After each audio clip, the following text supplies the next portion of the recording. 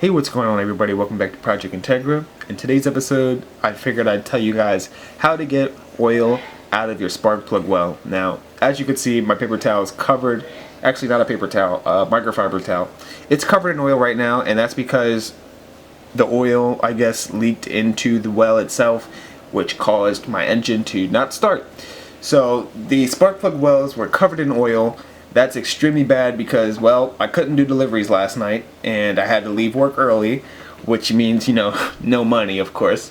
So basically, what I did was I wiped off all the tips off and basically got the car to start. But for today, now that I'm back home, before I go to work today, I'm going to get this hand soap spray gun, stick it down there, extract as much oil as I can onto the paper towel, and hopefully I can get most of it out of there so I can start working again. Now, this is something that you really want to take seriously because I could have had a misfire, or my here it's a fire hazard, so you really want to take this stuff seriously with leaks.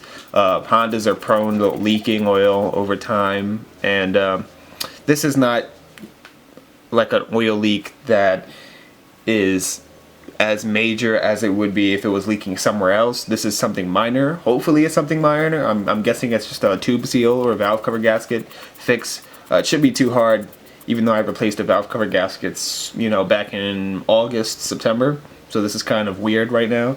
But basically, as you can see, the oil is coming right out, and it's coming out fast. If you remember back in episode 3, the oil wasn't really coming out that much, and that is because the tip was, I guess, too big, and basically it wasn't getting as much oil as I wanted out. But now that I have a smaller tip, it'll fit all the way down there and get all that oil out of there. So what I'm going to do is I'm going to take all the oil out of all 4 cylinders, and once I do that, I'm going to let the car run for a couple days, check on it every day, see if it's filling back up with oil. If I know it's filling back up, then I know I need to replace my tube seals, which I might as well just get a whole new valve cover gasket and possibly, paint the valve cover again because it's covered in oil now. This whole process took about, 20 minutes max. It's nothing complicated, and I feel like I should start doing videos like these more because Project Integra isn't about doing all the fun stuff. Project cars are something where it's you're buying a crap car and turning it into something nice. So I feel like I should show you guys the good and the bad of Project Integra. There has been a lot of bad, and I have not shown you guys the bad because I usually think the bad is not something people are going to want to see. But in the end, you guys should know what's going on behind the scenes of Project Integra.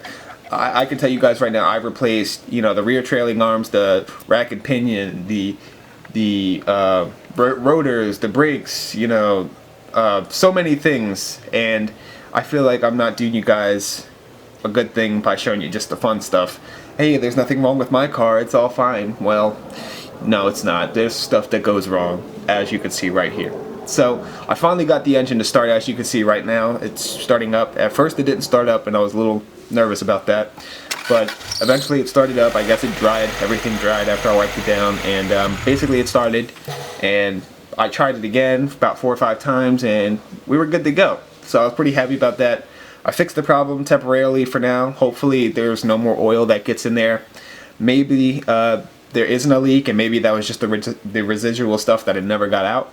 So I hope you guys enjoyed this video, and I will see you on Monday.